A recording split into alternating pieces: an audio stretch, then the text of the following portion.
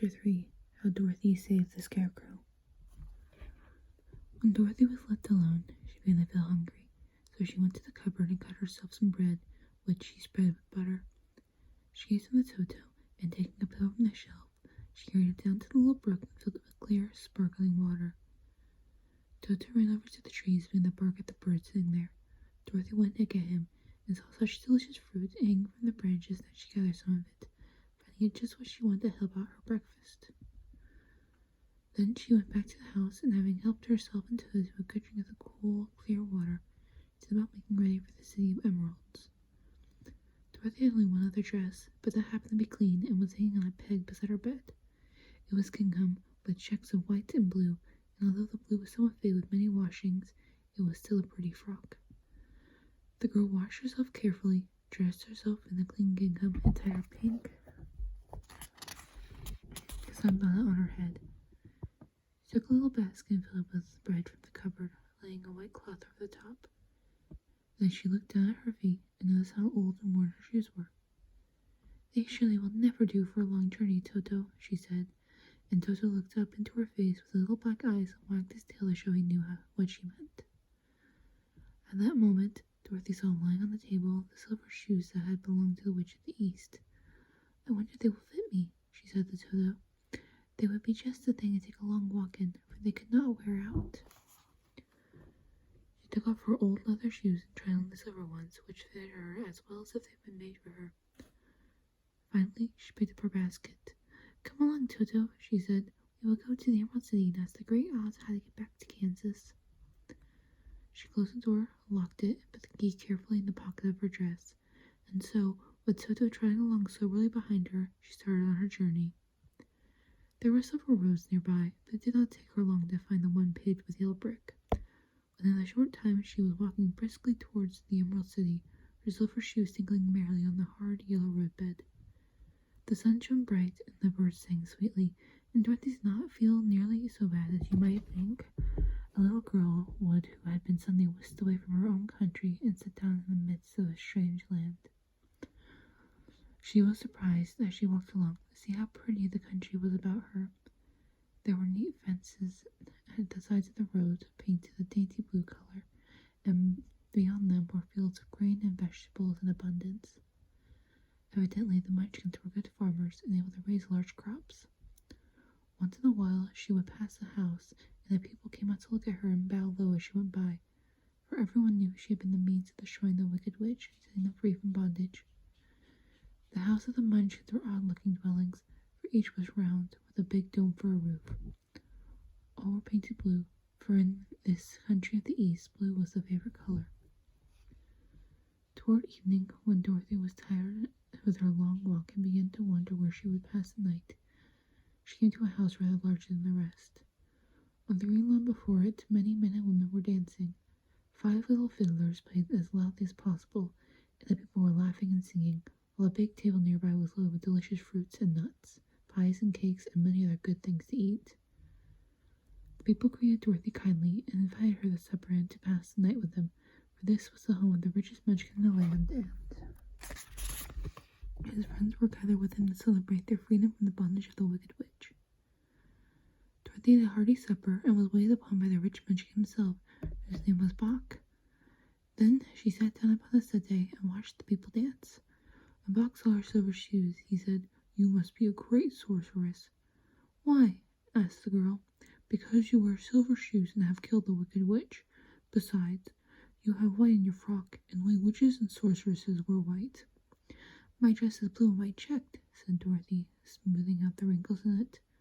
"It is kind of you to wear that," said Bok.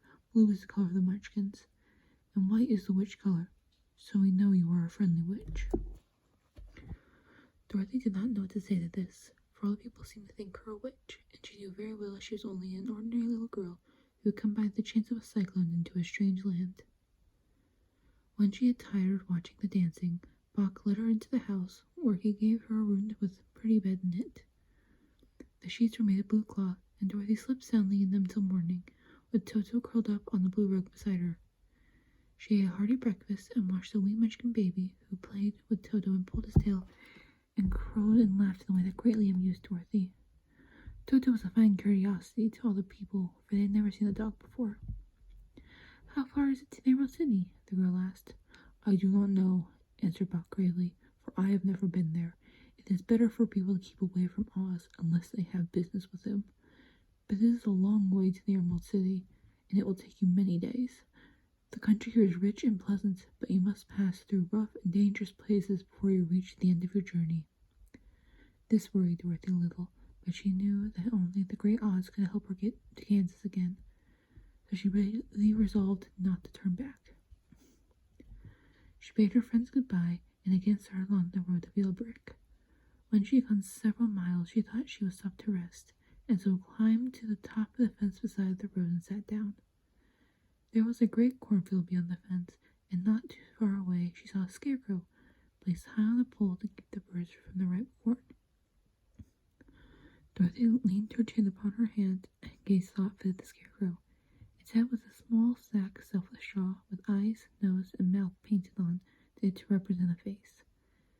An old pointed blue hat that had belonged to some munchkin was perched on his head, and the rest of the figure was a blue suit of clothes worn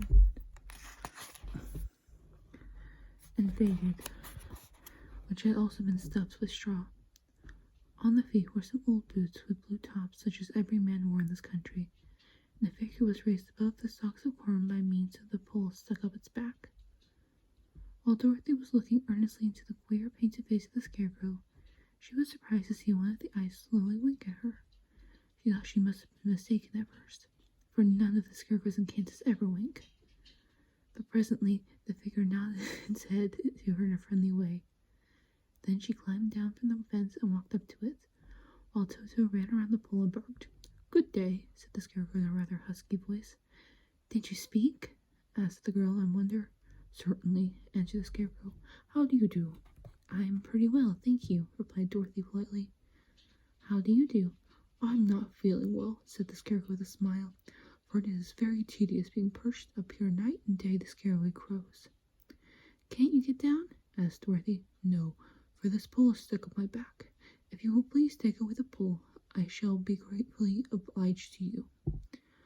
Dorothy reached out both arms and lifted the figure off the pole, for, being stuffed with straw, it was quite light. "Thank you very much," said the scarecrow, when he had been set down on the ground. "I feel like a new man."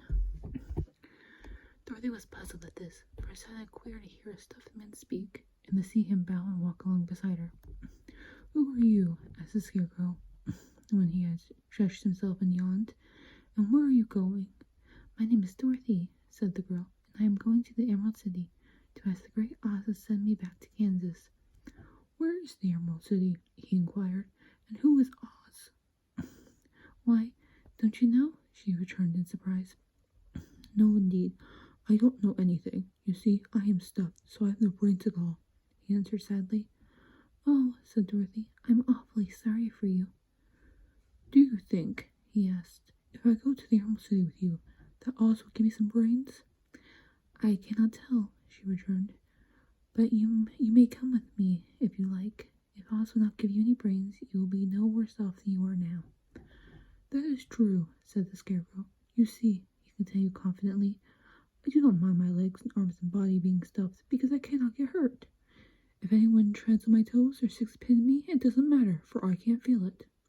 But I do not want people to call me a fool, and if my head is stuffed with straw instead of with brains as yours is, how am I to ever know anything?" "I understand how you feel," said the little girl, who was truly sorry for him. "If you will come with me, I'll ask Oz to do all he can for you." "Thank you," he answered gratefully. They walked back to the road. Dorothy helped him over the fence, and they started along the path of yellow brick for the Emerald City. Toto did not like this addition to the party at first.